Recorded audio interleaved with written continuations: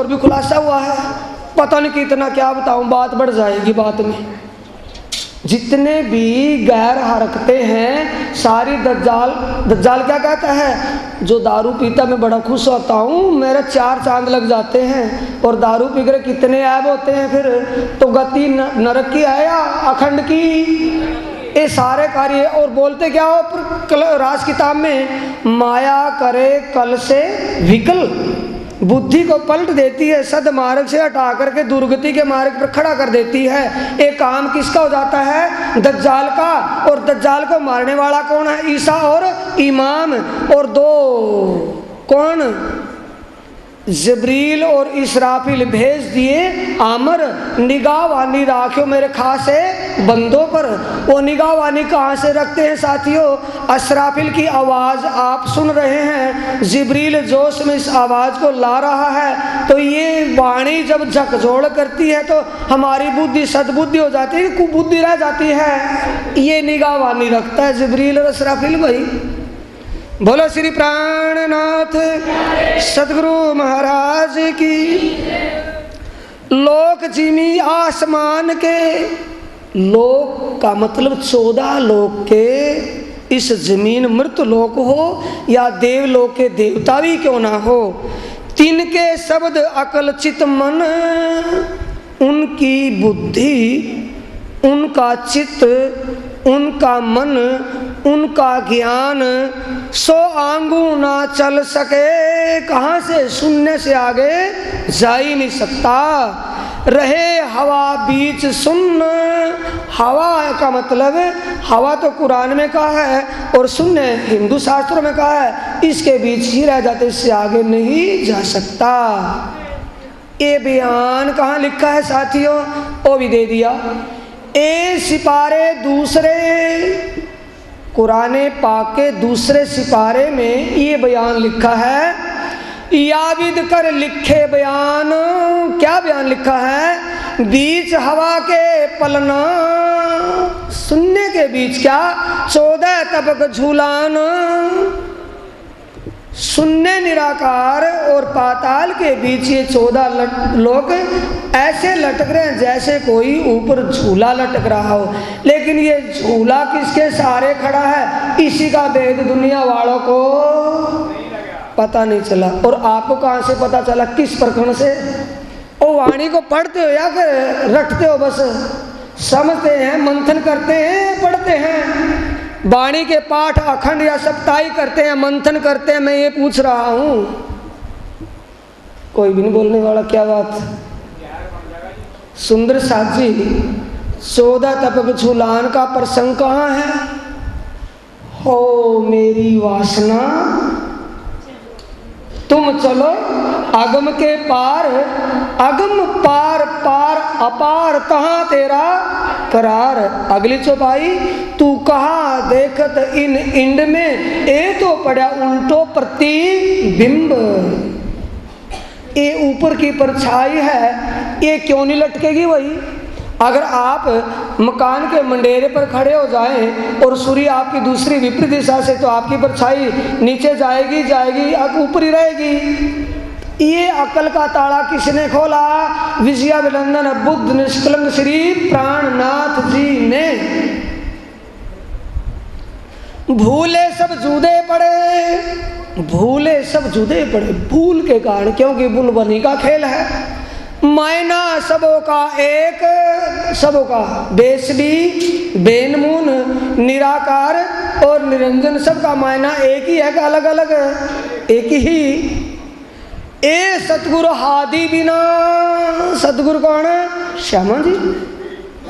हादी का मतलब श्यामा जी महारानी, जो सदगुरु का रूप धारण करके आई और इल्म लदुनी ब्रह्म ज्ञान लेकर के आई। उस ज्ञान के बिना इन बातों के भेद समझ में आएंगे नहीं। और कब तक नहीं आएंगे? जब तक इस वाणी को तोते की तरह रटते रहेंगे कि शिकारी आएगा, दाना डालेगा, जाल बिछाएगा, मगर फंसना नहीं। और जब फंस करके पोट बंद करके सिर पर बाजार में बिक्री के लिए जा रहे हो, तब भी बोलते हैं, बोलो फंसोगा क्या? फंसेगा। निकलेंगे कब? जब उस जाल से निकलने का तरीका समझ आएंगे कि निकलेंगे तो निकलेंगे, फंसेंगे ही नहीं। दाना पड़ता रहे, जाल बीसता रहे, मतलब ही क्या रखा दाने से? तो ना तो फंसना और ना निकलना। कहने का तात्पर्य, सुंदर साथ जी जो धाम के दूल्हा अक्षरातीत धनी ने ये आपको इल्म लदुनी ब्रह्म ज्ञान दिया है, इसको अब पढ़ना या इसका और रटना छोड़ करके समझना शुरू कर दो। आपके घर में अक्षरातीत आपको मिल जाएगा। हवा पार मोहम्मद नूर कहा, किसने? रसूल मोहम्मद साहिब ने हवा का मतलब शून्य निराकार से परे, नूर का मतलब अक्षर ब्रह्म का बेहद मंडल बताया है। नूर पार तजल्ला नूर, यानी हद पार बेहद, बेहद पार अक्षर, अक्षर पार वतन है। जागिए इन घर। ये बातें किसने भी बताई हैं? रसूल ने भी बताई हैं। और रसूल और सतगुरु हक की ये तीनों एक ही स्वरूप हैं। अर्ज करी वास्ते उम्मत, एक एक बात करें भाई ध्यान से। अर्ज करी वास्ते उम्मत, इसके शब्दों के भाव में टीकाकारों ने कुछ का कुछ ही ऊट पटांग किया हुआ है। खैर धाम धनी की कृपा के बिना कुछ भी नहीं होता, उनकी मेहर से ऐसा हुआ है। लेकिन जब उम्मत उस समय रसूल की यहाँ थी ही नहीं, तो अर्ज किसकी करते? वो आने वाले के लिए, आने वाले के स्वयं साथ में आए हुए हैं, अर्ज करने की क्या आवश्यकता है? जैसे ही रसूल की सुरता धनी के चरणों में पहुँचती है और देखती है कि मोतिन के मुख पर कुल्फ, ये जुबान बंद क्यों है? इन्होंने ऐसा क्या किया कि इन्होंने गुनाह किया है। बैठी तो वहाँ गुनाह किसने कर दिया? एक एक भेद खुलने वाला है नहीं भाई। जब तक पर आत्म दुनिया में आई ही नहीं, सुरता भी उनकी आई नहीं, तो गुनाह क्या हो गया उनसे? कि उन्होंने आनंद के माहौल को छोड़कर यानी बिसरा कर झूठी दुनिया का खेल देखना चाहा। ये गुनाह हो गया या नहीं? खसम के आनंद को बिसराकर दाएं बाएं झांकना गुनाह होता है या वो सच्चा काम होता है? गुनाह हो जाता है। तो वही गुनाह वहाँ हो गया। खसम की उस आनंद में लीला को तो बिसरा दिया और माया की झूठी दुनिया को देखने का विचार बना लिया। ये पतिव्रता नियम खंडन है कि ठीक है? ये गुनाह हो गया। तब कहते हैं कि हे धामधनी, हे मेरे माशूक धनी, इनकी जुबान ये कब खुलेगी? कि जब उस तिलिस्मी खेल को देखकर वापिस पर आत्म जागृत होंगे, जब वहाँ की बातें करेंगे तब खुलेगी। पहुँच के हक हजूर, आगे बात, पहुँच के हक हजूर। खैर ये विस्तार बस जाएगा, फिर है तो वाणी के अंदर ही। वाणी को बोलने बैठे हैं तो भाई धनी के चरणों में बैठे हैं तो बात होगी होगी। सनंद किताब में 39वें प्रकरण की पहली चौपाई से आता है, रसूल साहब का जिक्र है कि 90,000 कानों सुने। और 43वें प्रकरण की 94वें चौपाई में आता है, कहे मोहम्मद मैं हुक्म सब रूहें मुझ माहें, चलिया अर्श महराज को पर पहुँच सका नाहे। अब खोल लो इसको। चौपाई दोनों एक दूसरे का विरोध कर रही हैं और वाणी में कहीं भी विरोधाभास है ही नहीं। समझने का फेर है, वहाँ आवाज़ किसकी है और वहाँ आवाज़ किसकी है, ये वाणी का मंथन करना है भाई, उसको समझना है। वहाँ आवाज़ बसरी मोहम्मद रसूल की है, वहाँ आवाज़ मलकी मोहम्मद श्यामा की है। श्यामा जी धनी श्री देव रसूल मोहम्मद साहब ने 90,000 शब्द सुने, जिसका प्रसंग आकर 30 तो खोल दियो, बाकी के 30 तुम पर अख्तियार है। 30 को मत खोलना, उनको तो मैं स्वयं खोलूँगा। तो 90,000 कहाँ से सुन लिए थे भाई उसने? और आगे ये कह रहे कि मैं तो अर्श मेराज में पहुंचा ही नहीं, तो मेराज किसको हुआ फिर? ये आवाज़ वो बसरी मोहम्मद की है, ये मलकी मोहम्मद की है। मलकी मोहम्मद कह रहे हैं कि जब देवचंद्र जी के तन को छोड़कर मैं साक्षात धनी से मिलने के लिए अर्श की तरफ चली तो मैं जा नहीं सकी, क्योंकि धाम धनी ने मेरे द्वारा इंद्रावती के तन में बैठाकर लीला करनी थी, इसलिए मेरे को इंद्रावती के दिल में धाम में बैठा दिया। चला मैं अर्श में राज को पर पहुंच सका ना है। दोबारा फिर चौपाई को सुनेंगे। मोहम्मद कहे मैं हुक्मे, मोहम्मद का मतलब मलकी मोहम्मद श्यामा जी कहती है मैं मेरे प्रीतम धाम धनी के हुक्म से इस दुनिया के खेल में आई। सब रूहें मुझ माही और 12,000 आत्माएं मेरे ही साथ आई हैं। जैसे ही मैं 74 साल देवचंद्र जी के तन में लीला करके आगे अर्श के लिए धनी से मिलन करने के लिए साक्षात चली तो मैं जा नहीं सकी। आ गया समझ में? भाव खुल गया या शब्द का अर्थ लगा हुआ है? अगली चौपाई फिर कहती है कि जब तक कुल्फ ताले नहीं खुले तो मैं धाम कैसे बैठ सकूं। ये फिर रसूल की आवाज आ गई। कैसे आवाज आ गई कि कतेब और वेदों का सारांश निष्कर्ष नहीं खुला। देवचंद्र जी के तन में वेदांत पक्ष के तो भाव खुले थे मेड़ता तक। मेड़ते में जाकर के जब कलमा भी आकर के मिल जाता है, कलमा मिलने के बाद ही कतेब पक्ष को खुलासा किया, उसमें भी भेद रह गया। उसमें भेद क्या रह गया था कि खिलवत परिक्रमा सागर और श्रृंगार अक्षरातीत की लीला जाहिर नहीं हुई थी 4 किताबों के द्वारा, तब तक मारिफत और कयामत नामा अवतरित नहीं हुआ था। मारिफत ज्ञान से ही हकीकत और मारिफत को जाहिर किया है, इसलिए उसको मारिफत कहा है। जिस ज्ञान से हकीकत और मारिफत सत्य और परम सत्य यथार्थ और पूर्ण पहचान होती हो, उसी ज्ञान को मारिफत ज्ञान कहा है। जब तक ये ज्ञान ही नहीं था तो वो धाम में कैसे बैठ सकते।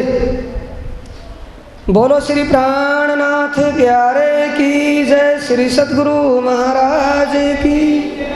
आगे आया है 90,000 हरफ कहे यों कर किया हुक्म। 90,000 हरफों में बात किसने कही? धाम धनी अक्षरातीत राज्य ने यों कर किया हुक्म, और ये हुक्म किया आगे 30,000 जाहिर करो। 30,000 सरा की बातों को तो जाहिर करना, 30,000 सरा की बात जो 30,000 हरफों में सरा को जाहिर करना। आखिर बाकी खोले हम, आखिर 30,000 जो तरीकत के उपासना के थे उनको अख्तियार में रख दिया। बाकी जो 30 हैं आखिर, आखिर का मतलब फरदाए रोज वक्ते कयामत, आत्म जागृति के समय। ये आत्म जागृति का समय या आत्म सोने का समय है जागृति का। इस समय आखिर में खोलने के लिए हुक्म हुआ था। क्या कहा था? आखिर बाकी खोले हम। आदेश किसको हुआ? रसूल को। और हम कहने वाला कौन है? इतना भी नहीं समझ रहे क्या भाई? और शब्द का तो अर्थ सीधा है, भाव की बात तो मैं पीछे बताऊंगा, पहले शब्द को तो समझो कि 30 तो और 30 और 30 ये तो आप कह देना, 30 को मत कहना, उसको खोले हम। आदेश देने वाला कह रहा कि मैं खोलूंगा या कोई और? आदेश देने वाला कह रहा है कि मैं हम खोलेंगे। सो जाहिर सब जानत, जो 30,000 सरा के शब्द खुल गए थे उनको तो सारी दुनिया जान रही है। जो ले खड़े सृजन को उन्होंने कायम किया है सरा में। और मुद्दा विलंदी गुज रखा। विलंदी नूर विलंद, नूर से परे नूर विलंदी, यानी जो खास हकीकत और मारिफत का गूज भेदता उसको गूंज रख दिया। सो खोल सी बीच आखिरत के जब खुद खुदा ने पारब्रह्म परमात्मा श्री राज जी महाराज जी ने स्वयं खोलने के लिए कहा है, इसलिए वो गूंज रह गया। सोई साहिब आखिर आवसी, किसने कहा? रसूल मोहम्मद साहिब ने, कि खुद खुदा वक्त क़यामत आखिरी ज़माने के वक्त आखिरी ज़माने का खाविंद बन करके आएगा। और आखिरी ज़माने का खाविंद कौन आ गया? ये तो आप पूर्ण रूप से जानते और समझते हैं, ना जानते समझते हो तो समझ लो आया कौन है, कहाँ से आया है, क्यों आया है। सोई साहिब आखिर आवसी, किया मोहम्मद सो कोल, क्या परमात्मा झूठा वादा करेगा? सोई साहिब आखिर आवसी, किया मोहम्मद सो कोल, मोहम्मद साहब से जो वादा किया कि फरदाए रोज मैं भी आऊँगा, भाई तू चल दुनिया को संदेश दे। सोई साहिब आखिर आवसी, ओई साहिब आखिरी ज़माने का खाविंद आएगा। भीष्ट दरवाजे कायम सबको देसी खोल, तोलो द्वार मूंदे रहे आए खोले। विजयाभिनंदन बुद्ध, फिर कौन है वो? संत, परम संत, कवि, गुरुजी, और कौन है? अक्षरातीत तुम ही हो। बोलो बोलो, क्यों जुबान बंद हो गई? ये परम धाम का ताला लग गया यहाँ भी। अक्षरातीत तुम ही हो। गिरधारी कौन है वो? मेहराज ठाकुर। कौन है फिर? इंद्रावती। कौन है फिर? प्राण नाथ। अक्षरातीत धाम का धनी पार ब्रह्म सच्चिदानंद ओ आया है। काजी होए के बैठ सी, कहाँ करी कजा बैठ करके? बंगला जी में। हर प्रकार का काजी कजा कहाँ की है? राम नगर में और दिल्ली औरंगजेब के दरबार में। काजी होए के बैठ सी, हिसाब ले सी सबन। कैसे हिसाब लेगा? सबका मता तोलसी, सबकी बुद्धि का कंपैरिजन कर रहे हैं कि भाई तुम्हारी अकल तो यहाँ तक जा रही है, आगे तो नहीं गई। तुम्हारी बुद्धि तो यहाँ तक रुक गई, आगे तो नहीं गई। आगे मैं भेजता हूँ निज बुद्ध के द्वारा तुम्हें। अब पल पल पल में प्रलय करके उठाए ले सी तत्खिन्न। वाह भाई वाह। शब्द का अर्थ क्या लगाएगा कि सारे ब्रह्मांड को पल में प्रलय कर तत्खिन उठा लेगा। और महाराज श्री का शब्द सुने कभी किसी ने? ओह, भूल में बिसरा दिया उस आवाज को। महाराज श्री दुनिया के कोई विद्वानों में विद्वानता में ऐसी चतुराई में नहीं थे, सादगी और सच्चाई में थे, लेकिन किसी ने उस आवाज को सुना ही नहीं। क्या बताया करते कि महाराज जी प्रलय कब होगी? कि तुम्हारी प्रलय तो हो चुकी है। हम सोचते कि हमारी प्रलय, कि हाँ पल में प्रलय करके जब धाम धनी की कृपा हो जाए और सत असत समझ में आ जाए तो समझो प्रलय हो गई है। और जब असत को असत समझ करके सत्य को धारण कर ले, उसको तत्खिन उठा दिया है।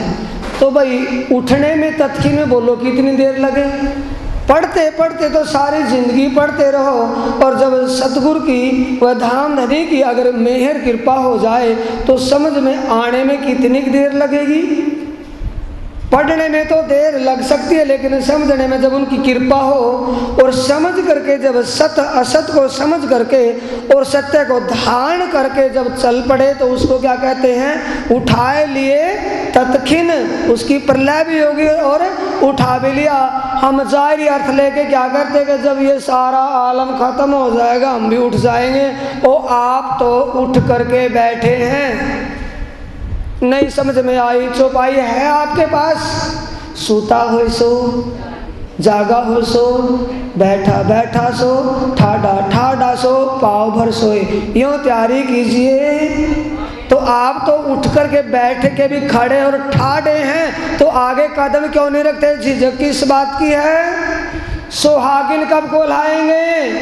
झंडा गाड़ो, बोलो बोलो भी, कहने की बात नहीं करने की है, संकल्प करना। सतगुरु के चरणों में बैठे हो, झंडा गाड़ो प्रेम को, 14 पीपू होए, ना जाने इस झुंड में कौन सुहागन होए। कौन का मतलब प्रश्न चिन्ह लग गया। आगे चौपाई क्या कहती है?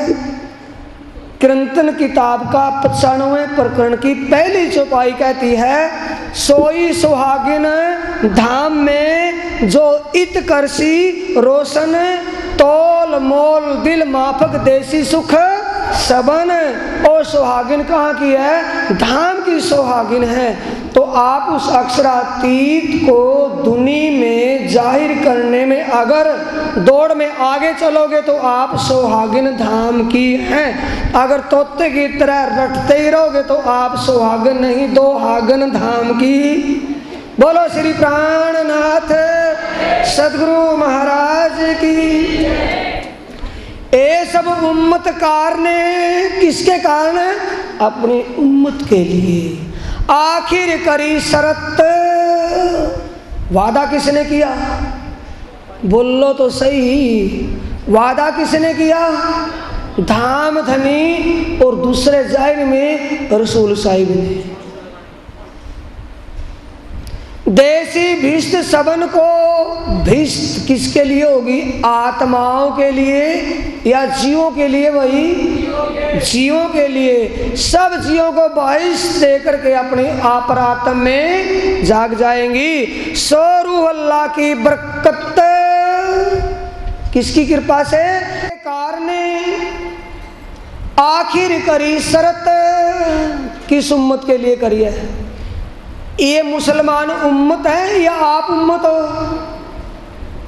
धाम की अंगना आप हो या एक जायरी? वाह भाई वाह। और किसकी उम्मत हो? श्यामा जी की उम्मत। कहने के लिए तो कहते हो श्यामा जी ने अंग हो सुंदर साथ, तब तो ढीला मुंह छोड़ कर कहते अब क्या फांसी आ गई।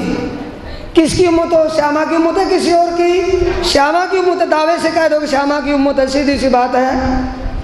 ये सब उम्मतकार ने आखिर करी शरत, देसी भिष्ट सबन को सो रूह अल्लाह की बरकत। सबको अखंड मुक्ति देगा ब्रह्म ज्ञान ये। सो हुक्म हादी का छोड़ के धाम धनी के इन संकेतों का उल्लंघन करके छोड़ साहिब के पाए। और कहने के लिए क्या करते हैं? साज पर बड़ी निस्बत से मिल गए हैं मेरे साहिब मेरे स्वामी। और आगे हादी के कदमों चलना ये बंदगी होगी, बंदगी रूहानी। जागो अनय जगाओ, हादी के कदमों चलना सुंदर जाति। सत्य को दुनिया में जाहिर करना ही करना है। सो हुक्म हादी का छोड़ के छोड़ साहिब के पाए, बीच अंधेरी सुनने के जाए जल बिन गोते खाए। कहना सुनना पंचों का सिर माता है और पतनाड़ा वहीं पड़ता रहे। कहने के लिए हकीकत और मारिफत, हकीकत और मारिफत धारण कौन करेगा उसको? आचरण में कौन लेगा हकीकत और मार्फत को? ऊपर से अनगरल बातें तो थोप दी के महाराज जी ने तो चितुनी का रोग एक और लगा दिया। तो कौन सा रास्ता है? हकीकत और मारिफत का है या चरित्र है?